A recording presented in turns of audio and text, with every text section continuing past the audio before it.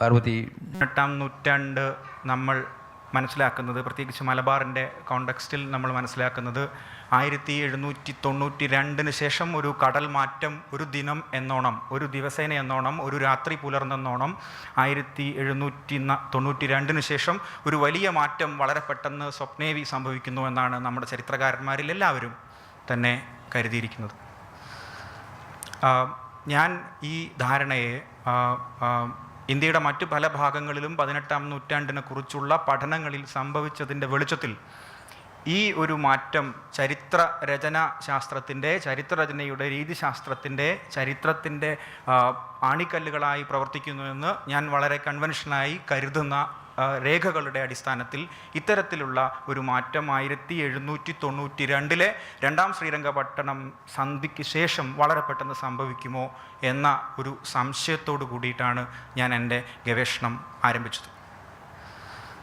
എനിക്ക് ഞാൻ ഉപയോഗിക്കുന്ന സോഴ്സസ്, ഒരു പ്രധാനപ്പെട്ട രേഖാസമുച്ചയം ഞാൻ ഉപയോഗിക്കുന്നത് കോഴിക്കോട് ആർക്കൈവിലും കർണാടകയിലെ സ്റ്റേറ്റ് ആർക്കൈവ്സിലുമുള്ള പൈമാശി റെക്കോർഡുകൾ എന്നറിയപ്പെടുന്ന ടിപ്പു ഹൈദർ ആദ്യവും അതിനുശേഷം ടിപ്പുവിൻ്റെ കീഴിലുള്ള ലാൻഡ് റവന്യൂ സെറ്റിൽമെൻറ്റ് ഉദ്യോഗസ്ഥർ, പൈമാശി ഉദ്യോഗസ്ഥർ ഇവിടെ വന്നുകൊണ്ട് നമ്മുടെ നാട്ടിലെ പാടവും പറമ്പും ഒക്കെ എണ്ണിത്തിട്ടപ്പെടുത്തി ഉണ്ടാക്കിയിട്ടുള്ള പൈമാശി രേഖകൾ ഉപയോഗിച്ചുകൊണ്ടാണ് ഞാൻ എൻ്റെ റിസർച്ച് നടത്തുന്നത്. ഈ റിസർച്ചിൽ എനിക്ക് ഇപ്പം വളരെ പരിമിതമായി എനിക്ക് മനസ്സിലാക്കാൻ പറ്റിയിട്ടുള്ള ഒരു പ്രധാനപ്പെട്ട സൂചന, 1792 നമ്മൾ ബ്രിട്ടീഷ് കമ്പനി ഭരണകാലത്തിലേക്കുള്ള മാറ്റത്തിൻ്റെ യഥാർത്ഥ മാറ്റം മലബാറിലെ വിവിധ പ്രദേശങ്ങളിൽ, പ്രാദേശികതകളിൽ സാംസ്കാരികവും സാമ്പത്തികവുമായി അനുഭവപ്പെടാൻ വേണ്ടി തുടങ്ങുന്നത് 1792 മറിച്ച് 1830 ശേഷമാണ്. കാരണം 1830 ഗ്ലോബൽ ക്യാപിറ്റലിസ്റ്റിൻ്റെ ചരിത്രത്തിൽ ഏറ്റവും പ്രധാനപ്പെട്ട ഫസ്റ്റ് ഡിപ്രഷൻ സംഭവിക്കുന്നത് 1730 ഈ ഡിപ്രഷനെ പൊതുവിൽ ഈ ലിറ്ററേച്ചറിനകത്ത്, ഏർലി 19th സെഞ്ച്വറി ലിറ്ററേച്ചറിനകത്ത് പറയുന്നത് ഗ്ലോബൽ ക്രെഡിറ്റ് ക്രൈസിസ് എന്നാണ്. ലോകത്തെമ്പാടും കടം ഉപയോഗിച്ചുകൊണ്ട്, ക്രെഡിറ്റ് ഉപയോഗിച്ചുകൊണ്ട് തിരിച്ചു കിട്ടുമെന്ന് ഉറപ്പുള്ള സാമ്പത്തിക വരുമാനത്തെ ആധാരമാക്കിക്കൊണ്ട് ഊഹപരമായി വളരെ സ്പെക്കുലേറ്റീവായി നടത്തിക്കൊണ്ടിരിക്കുന്ന സാമ്പത്തിക പ്രവർത്തനങ്ങൾ മുഴുവൻ 1730 ലോകത്തിൻ്റെ എല്ലാ ഭാഗങ്ങളിലും, അത് ആംസ്റ്റർഡാമിലായാലും, അത് ലണ്ടനിലായാലും, അത് മദ്രാസിലായാലും, കൽക്കട്ടയിലായാലും, ബോംബെയിലായാലും, മലബാറിലായാലും 1730 വലിയൊരു ക്രൈസിസിലേക്ക് കടന്നു വരുന്നു. ഇതിനെക്കുറിച്ച് വളരെ പണ്ട് മലയാളിയായിട്ടുള്ള എക്കണോമിക് ഹിസ്റ്റോറിയൻ എക്കണോമിസ്റ്റ് ആയിട്ടുള്ള PJ തോമസ് മദ്രാസ് പ്രസിഡൻസിയിലെ ഗ്രേറ്റ് ഡിപ്രഷനെ കുറിച്ച് വളരെ പഴയ ഒരു ലേഖനത്തിൽ പരാമർശിച്ചിട്ടുണ്ട്. ഈ ഗ്രേറ്റ് ഡിപ്രഷനോട് കൂടിയിട്ടാണ് 1836 ഈ പറയുന്ന 36 തന്നെയാണ് ആദ്യത്തെ മലബാർ കലാപങ്ങളിൽ ആദ്യത്തേതും സംഭവിക്കുന്നത് എന്നാണ് നമ്മളുടെ ചരിത്രകാരന്മാർ നമ്മളോട് പറഞ്ഞിട്ടുള്ളത്. 1830 വളരെ പ്രധാനപ്പെട്ടതാണ്. 1792 ഒരു സുപ്രഭാതം ഒരു രാത്രി ഇരവ് പുലർന്നു കഴിയുമ്പോൾ ചരിത്രം മറിയുന്നു എന്ന സങ്കല്പം ചരിത്രത്തിൻ്റെ രീതിശാസ്ത്രത്തിന് ഘടകവിരുദ്ധമാണ് എന്ന് ഞാൻ വിശ്വസിക്കുന്നു. അത് ചരിത്രേതരമായ മറ്റെന്തൊക്കെയോ കാരണങ്ങൾ കൊണ്ടാണ് അങ്ങനെയുള്ള അഭിപ്രായം ചരിത്രകാരന്മാരിൽ മിക്കവരും സൂചിപ്പിക്കുന്നത് എന്ന് ഞാൻ കരുതുന്നു. രണ്ടാമത്തെ എൻ്റെ പ്രധാനപ്പെട്ട ഈ ചോദ്യവുമായി ബന്ധപ്പെട്ടുകൊണ്ട് ഞാൻ പിന്നോട്ട് യാത്ര ചെയ്യുമ്പോൾ എനിക്ക് വളരെ രസകരമായ ഒരു ലേഖനം നെഹ്റു മെമ്മോറിയൽ മ്യൂസിയം ലൈബ്രറിയിൽ വെച്ച് ഇന്ത്യൻ ഹിസ്റ്റോറിക്കൽ ക്വാർട്ടർലിയിൽ 1944 ഇന്ത്യൻ ഹിസ്റ്റോറിക്കൽ ക്വാർട്ടർലിയിൽ KV കൃഷ്ണ അയ്യർ എഴുതിയിട്ടുള്ളൊരു ലേഖനം ശ്രദ്ധയിൽപ്പെടുകയുണ്ടായി. ഇത് കോഴിക്കോട്ടെ രണ്ടാം സാമൂതിരി ഡൈനാസ്റ്റിയെക്കുറിച്ച് എന്ന് ടൈറ്റിൽ, ഹിസ്റ്ററി ഓഫ് അതിൻ്റെ ടൈറ്റിൽ എനിക്ക് കൃത്യമായി ഓർക്കുന്നില്ല. പക്ഷേ കോഴിക്കോട്ടെ 1706 നീലേശ്വരത്ത് നിന്നും ദത്തു വാങ്ങി വന്നിട്ടുള്ള 3 രാജകുമാരന്മാരിൽ ഒന്നാമനായിട്ടുള്ള ആൾ 1756 സാമൂതിരിയായി മൂപ്പ് കിട്ടുകയും ആ സാമൂതിരി വരക്കൽ അമ്പലത്തിൽ തൻ്റെ അനുജനെയും കൂട്ടിക്കൊണ്ട് പോകുമ്പോൾ അവിടെ നിന്ന് പ്രസാദമായി ഒരു പഴയ കഥ കൃഷ്ണയ്യർ കോട്ട് ചെയ്യാണ്. വരക്കൽ അമ്പലത്തിൽ ഒരു വൃദ്ധൻ പറഞ്ഞ കഥയായിട്ട് കൃഷ്ണയ്യർ കോട്ട് ചെയ്യുന്നതാണ്. ആ കഥയ്ക്കകത്ത് മധ്യമാചാരപ്രകാരമുള്ള പൂജ കഴിഞ്ഞ് അവിടെയുള്ള പിടാരർ തന്ത്രി മദ്യവും പൂവും ഒക്കെ പ്രസാദമായി നൽകുമ്പോൾ മൂത്ത സാമൂതിരി സ്വീകരിക്കുകയും ഇളയ സാമൂതിരി അത് സ്വീകരിക്കാതെ തലയിലൂടെ പുറത്തേക്ക് ഒഴിച്ചു കളയുകയും ചെയ്യുന്നു. ഇത് കണ്ട മൂത്ത സാമൂതിരി പറയുന്നത്, ഉണ്ണി, നിന്റെ കാലത്ത് നിനക്ക് ഈ രാജ്യം നഷ്ടപ്പെടുമെന്നുള്ളതാണ്. ഞാനിത് പറയാനുള്ള കാരണം ഈ കഥ എന്നെ സംബന്ധിച്ചിടത്തോളം സാമൂതിരിയുടെ ചരിത്രത്തിലേക്ക്, അല്ലെങ്കിൽ 18-ാം നൂറ്റാണ്ടിലെ മലബാറിൻ്റെ ചരിത്രത്തിലേക്ക് ചില വാതിലുകൾ തുറന്നിടുന്നുണ്ട്. നമ്മളിപ്പോഴും വിശ്വസിക്കുന്നത് രാഷ്ട്രീയ ഘടനയാണ് രാഷ്ട്രീയ സംസ്കാരത്തെ നിശ്ചയിക്കുന്നത് എന്ന ധാരണയാണ്. ഇത് നമ്മുടെ നാട്ടിൽ മാത്രമല്ല, പല പ്രദേശങ്ങളിലെയും രാജാത്വത്തെക്കുറിച്ച്, കിങ്ഷിപ്പിനെ കുറിച്ച് വർക്ക് ചെയ്തിട്ടുള്ള പ്രധാനപ്പെട്ട ചരിത്രകാരന്മാരെല്ലാവരും പിന്തുടരുന്ന ഒരുതരം ഡോഗ്മാറ്റിക്കായി പിന്തുടരുന്ന, ചോദ്യങ്ങൾ പുറത്തേക്ക് മാത്രം ചോദിച്ചുകൊണ്ട് അകത്തേക്ക് ചോദിക്കാതെ പിന്തുടരുന്ന ഒരു ധാരണയായി ഞാനിതിനെ കരുതുന്നു. രാഷ്ട്രീയ ഘടന രാഷ്ട്രീയ സംസ്കാരത്തെ നിശ്ചയിക്കുന്നു. അതുകൊണ്ട് നിങ്ങൾക്ക് സാമൂതിരി ചെയ്യുന്ന ഓരോ സാമൂതിരിയുടെ രാഷ്ട്രീയ സംസ്കാരത്തിൽ സാമൂതിരി ചെയ്യുന്ന ഓരോ ആക്ടിവിറ്റികളും ചടങ്ങ് നിബദ്ധമാണ്. അത് സാമൂതിരിയുടെ ചരിത്രത്തിൽ മാത്രമല്ല, കേരളത്തിൻ്റെ ചരിത്രത്തിലെ പ്രത്യേകിച്ച് 17-18 നൂറ്റാണ്ടുകളെ കുറിച്ചുള്ള പഠനങ്ങളിലൊക്കെ പ്രത്യേകിച്ച് മുന്നോട്ട് വെക്കപ്പെടുന്ന ഒരു നിലപാട്, ചടങ്ങനുസരിച്ചാണ്, മര്യാദയനുസരിച്ചാണ് നമ്മൾ ജീവിക്കുന്നത് എന്നുള്ള വളരെ വളരെ പ്രധാനപ്പെട്ട ഘടനാപരമായ ഒരു നിലപാടാണ് നമ്മുടെ ചരിത്രകാരന്മാരിൽ മിക്കവരും മുമ്പോട്ട് വെച്ചതായിട്ട് എനിക്ക് കാണാൻ വേണ്ടി കഴിഞ്ഞിട്ടുള്ളത്. പക്ഷേ ഞാൻ ഈ കൃഷ്ണയ്യരുടെ മദ്യം കഴിക്കാതെ അത് തലയിലൂടെ ഒഴിച്ചു കളഞ്ഞ സാമൂതിരിയെക്കുറിച്ചുള്ള കഥ, അതുപോലെ തന്നെ ഹരിദാസ മാഷ്ട പുസ്തകത്തിനകത്ത് കാതില വാങ്ങിക്കൊടുക്കാൻ കഴിവില്ലാത്ത ഭാര്യയോട് കണ്ണിൽ നിന്ന് കണ്ണീര് ഒളിപ്പിച്ച് കരഞ്ഞുകൊണ്ടിരിക്കുന്ന സാമൂതിരിയുടെ കഥ, ഇത്തരം ചില ചിത്രങ്ങൾ ഉപയോഗിച്ചുകൊണ്ട് ഞാൻ അന്വേഷിക്കുന്നത് ഘടനാപരമായിട്ടല്ല, അല്ലെങ്കിൽ രാഷ്ട്രീയ ഘടനയാൽ നിർണയിക്കപ്പെടാത്ത, ചടങ്ങുവൽക്കരിക്കപ്പെടാത്ത രാഷ്ട്രീയ സംസ്കാരത്തിൻ്റെ പ്രാഗാധുനിക ഏർലി മോഡേൺ സാധ്യതകളാണ് ഞാൻ അന്വേഷിക്കാൻ വേണ്ടി എൻ്റെ 18-ാം നൂറ്റാണ്ടിലെ ഞാൻ നേരത്തെ പറഞ്ഞതുപോലുള്ള ബ്രിട്ടീഷ് കാലത്തേക്കുള്ള ട്രാൻസിഷൻ 1792 എന്ന് പറഞ്ഞതിന് മുന്നോടിയായി, അല്ലെങ്കിൽ അതിൽ നിന്ന് പിറകോട്ട് പോയിക്കൊണ്ട് ഞാൻ അന്വേഷിക്കാൻ വേണ്ടി ശ്രമിക്കുന്നത് ചടങ്ങ് നിബദ്ധമല്ലാതെ ജീവിക്കുന്ന ആളുകൾ, ചടങ്ങ് വിരുദ്ധമായി ജീവിക്കുകയും മര്യാദ വിരുദ്ധമായി ജീവിക്കുകയും മര്യാദ നിർമര്യാദയായി മാറുകയും ആ നിർമര്യാദ വീണ്ടും മര്യാദയായി പുനർനിർവചിക്കുകയും ചെയ്യുന്ന വളരെ ആക്റ്റീവായിട്ടുള്ള, വളരെ വളരെ വൈബ്രൻ്റ് ആയിട്ടുള്ള, ഇൻറ്റേർണലി വൈബ്രൻ്റ് ആയിട്ടുള്ള ഒരു തരം രാഷ്ട്രീയ സംസ്കൃതിയെക്കുറിച്ചാണ് എൻ്റെ അന്വേഷണങ്ങൾ നടക്കുന്നത്. ഞാൻ അവസാനിപ്പിക്കുന്നു. ഒരു ചോദ്യം കൂടെ എൻ്റെ റിസർച്ചിൽ ഞാൻ ഉദ്ദേശിക്കുന്ന മൂന്നാമത്തെ പ്രധാനപ്പെട്ട ചോദ്യം, തലശ്ശേരിയിൽ നിന്ന് ഒരു വർഷം 7 ലക്ഷം പൗണ്ട് അല്ലെങ്കിൽ 3.5 ലക്ഷം കിലോഗ്രാം പെപ്പർ ഇവിടെ നിന്ന് 1700-ന്റെ ആദ്യ പകുതിയിൽ കപ്പലേറി പലയിടങ്ങളിലേക്കും പോയിട്ടുണ്ട് എന്നുള്ള കൃത്യമായ രേഖകൾ, കണക്കുകളുണ്ട്. ഇതുപോലെ തന്നെ തലശ്ശേരിക്ക് 5 കിലോമീറ്റർ താഴെയുള്ള മാഹി എന്ന് പറയുന്ന സ്ഥലത്ത് നിന്ന് ഏതാണ്ട് 5 ലക്ഷം പൗണ്ട് അല്ലെങ്കിൽ 2,50,000 കിലോഗ്രാം പെപ്പർ ഇവിടെ നിന്ന് കയറ്റിപ്പോയതായിട്ട് പറയുന്നു. എനിക്കിതിന് ഉത്തരം അറിയില്ല. എങ്ങനെയാണ് കാട്ടിൽ മാത്രം വളരുന്ന ഒരു ചെടിയായി, കാട്ടിൽ നിന്ന് ശേഖരിക്കുവാൻ വേണ്ടി മാത്രം മലബാറിലെ ആളുകൾക്ക്, കർഷകാനുബന്ധ പ്രവർത്തനങ്ങൾ നിർവഹിച്ചിരുന്ന ആളുകൾക്ക് കാട്ടിൽ നിന്ന് മാത്രം ശേഖരിക്കാൻ വേണ്ടി കഴിയുന്ന ഒരു ചെടിയായി, അല്ലെങ്കിൽ ഒരു ഉൽപ്പന്നമായി കുരുമുളകിനെ കണ്ടുകൊണ്ടിരുന്ന ചരിത്ര രചനാശാസ്ത്ര രീതിക്കകത്ത് എങ്ങനെയാണ് ഇത്രയും വലിയ എമൗണ്ട്, 7 ലക്ഷം പൗണ്ട് എന്ന് പറഞ്ഞാൽ ഒരു 3000 ടണ്ണാണ്, 3000 ടൺ പെപ്പർ തലശ്ശേരിയിൽ നിന്ന് മാത്രം എങ്ങനെയാണ് അവർക്ക് കൊണ്ടുപോകാൻ വേണ്ടി കഴിഞ്ഞത്? അല്ലെങ്കിൽ ഇത്രയും വലിയ എമൗണ്ട് ഓഫ് പേപ്പർ പ്രൊഡക്ഷൻ എങ്ങനെയാണ് മലബാറിലെ എക്കോണമിക്കകത്ത് ചടങ്ങ് നിബന്ധമാണ് എന്ന് നമ്മൾ വിചാരിച്ചു കൊണ്ടിരിക്കുന്ന ഈ എക്കോണമിക്കകത്ത് സാധ്യമായത് എന്നുള്ള ഒരന്വേഷണമാണ്. വീണ്ടും കൃഷ്ണയ്യരിലേക്ക്, സാമൂതിരി രേഖകളിലേക്ക് അവസാനിപ്പിക്കുന്നു. സാമൂതിരി കോവിലകത്തെ രേഖകളിൽ നാണയങ്ങളെക്കുറിച്ച് പറഞ്ഞിട്ടുള്ളത് ഊരച്ച് എന്നാണ് എൻ്റെ നമ്പൂതിരി സാറും ഹരിദാസ് സാറും ഒക്കെ പറയുന്നത് അത് ഊരിലെ അച്ചാണ്. എൻ്റെ അന്വേഷണം അവസാനിക്കുന്നത്, അല്ലെങ്കിൽ എൻ്റെ അന്വേഷണത്തിൻ്റെ അവസാനം മാർക്കറ്റിന് അല്ലെങ്കിൽ സാമ്പത്തിക പ്രവർത്തനങ്ങൾക്ക് ചടങ്ങ് നിബദ്ധമല്ലാതെ മലബാറിൻ്റെ ഗ്രാമം എന്ന് പറയുന്ന ഒരു വസ്തുത ഒരു വാസ്തവ മലബാറിലുണ്ടെങ്കിൽ ഈ ഗ്രാമാന്തരങ്ങളിൽ അഗോചരമായി അങ്ങാടികൾക്ക് നിലനിൽക്കാൻ വേണ്ടി കഴിയുമോ?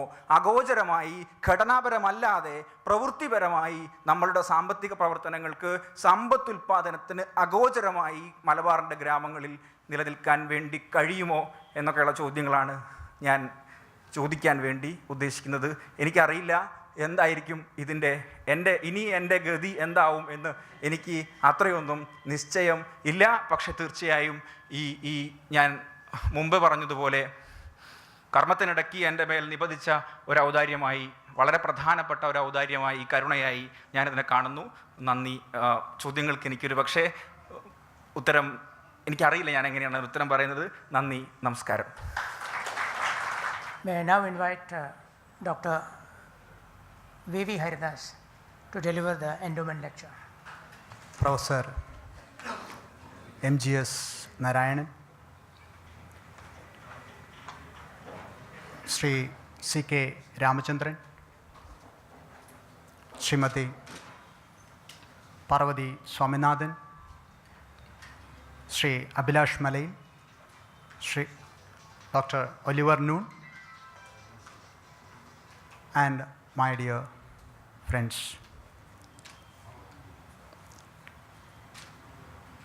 The second K.V. Krishnaiyer endowment lecture is on political culture of Kozhikode, exploring perspectives beyond the Zamorins of Calicut. At the outset, I thank the office bearers of Calicut Heritage Forum, particularly its President Professor M.G.S. Narayanan and its convener Sri C.K. Ramachandran, for inviting me to deliver this lecture. I am grateful to them for this great opportunity. I consider it as a gesture of magnanimity. I am also grateful to all of you for your presence.